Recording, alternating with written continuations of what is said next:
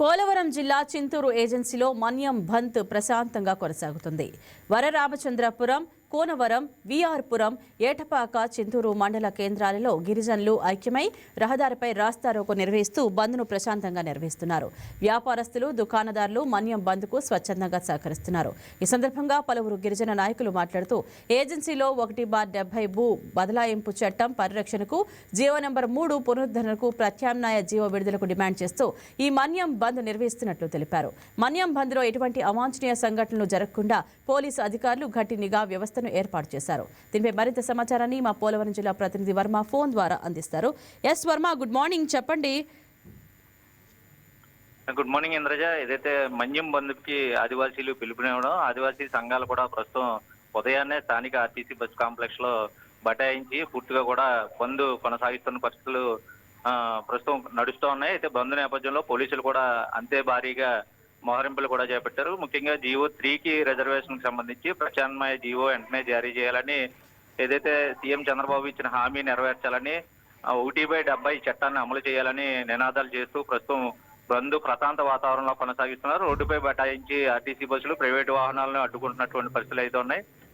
పోలీసులు కూడా నిరసనకారులని అడ్డు తప్పించి ఆర్టీసీ బస్సులు, ఇతర వాహనాలని ముందుకెళ్లేలాగా అయితే ప్రయత్నాలు చేస్తున్నారు. బంద్ నేపథ్యంలో ప్రయాణికులు లేకుండానే బస్సులు ఖాళీగా వెళ్తున్న పరిస్థితి అయితే ఉంది. అయితే పూర్తిగా కూడా ఈ పోలవరం జిల్లా వ్యాప్తంగా పూర్తి స్థాయిలో కుకునూరు, ఎట్టపాక, విఆర్పురం, చింతూరు, అలాగే రంపచోడవరం, దేవీపట్నం మండలాల్లో ప్రస్తుతం ఆర్టీసీ బస్సులు తిరగకుండా పూర్తిగా వాటికి అడ్డుగా నిలబడి నినాదాలు, నిరసనలు చేస్తున్న పరిస్థితి అయితే ఉంది. ఏదైతే బండ్లు ఒకవైపు ఏదైతే అటువైపు మన్యం జిల్లా, అల్లూరు జిల్లాలో కూడా భారీ వర్షం కురుస్తున్నా సరే రోడ్డుపై బైఠాయించి బండ్లు కూడా కొనసాగిస్తున్న పరిస్థితులు అయితే ఉన్నాయి. ఆదివాసీ అధికారిక సంబంధించి రాష్ట్రీయ మంచి జాతీయ కార్యవర్గ సభ్యులు కూడా దీంట్లో పాల్గొనడం అయితే జరిగింది. ముఖ్యంగా గిరిజన సంఘాలు ఈ రోజు బంద్గా ప్రకటించడం, రంపచోడవరం ప్రాంతంలో ఆదివాసీ చట్టాలను పక్కాగా అమలు చేయాలని ప్రస్తుతం ఆందోళనకారులు నినాదాలు చేస్తున్న పరిస్థితి అయితే ఉంది. అయితే మన్యం జిల్లా వచ్చి ఇటు పోలవరం జిల్లా, రంపచోడవరం ప్రాంతం మొత్తం మన్యం ఏరియా అంతా కూడా బంద్ నేపథ్యంలో పూర్తిగా దుకాణాలు కూడా బంద్ చేసినటువంటి పరిస్థితి. ఈ రోజు 24 గంటల బంద్ పిలుపునివ్వడంతో ప్రస్తుతం స్థానికంగా ఉన్నటువంటి పాఠశాలలు కూడా సెలవు అయితే ప్రకటించడం జరిగింది.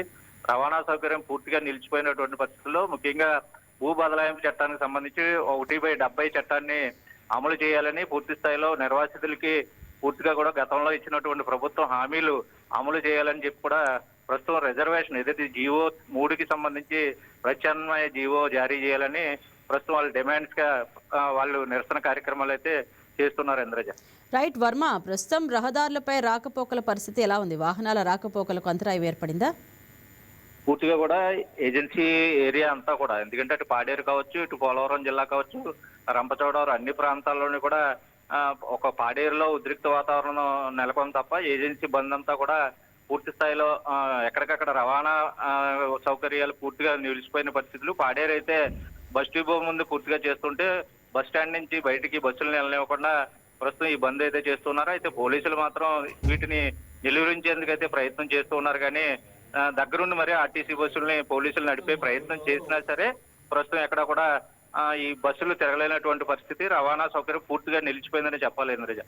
రైట్ వర్మ, 1/70 చట్టం పరిరక్షణపై గిరిజన నాయకులు అసలు ఏం చెప్తున్నారు? వారి ప్రధాన ఆందోళన ఏమిటి?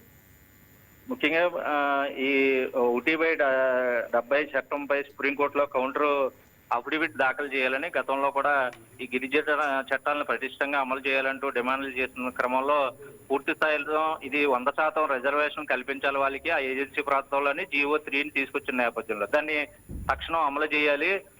పేరుకే జీవో విడుదల చేశారు తప్ప ఎక్కడా కూడా రిజర్వేషన్ ప్రక్రియకి సంబంధించి అన్ని శాఖల్లోనే తమకు ప్రాధాన్యత లేదంటూ ప్రస్తుతం వాళ్ళు డిమాండ్ చేస్తున్నారు. ఏదైతే 1/70 చట్టంపై తమకున్నటువంటి భూముల్ని క్రయ విక్రయాలు చేసుకునేందుకు తాముకు హక్కు ఉండాలి, ప్రభుత్వాన్ని పూర్తిగా కూడా వాళ్ళ చేతిలోనే తీసుకుని అది ప్రభుత్వ భూములుగా ఇప్పటికీ పరిగణించడం, అమ్ముకునేందుకు, కొనుగోలు చేసేందుకు పూర్తి స్థాయిలో ఆ హక్కులు మాకు కల్పించాలంటూ కూడా ప్రధానంగా 1/70 చట్టం చెప్తున్న నేపథ్యంలో ఇది ఇప్పటికీ కేసుకు సంబంధించి సుప్రీంకోర్టులో కేసులు ఉన్నాయి. దానికి గాను వెంటనే కేసులు ఎత్తివేసి మాకు న్యాయం చేయాలని డిమాండ్ చేస్తున్నారు. Right, thank you Varma.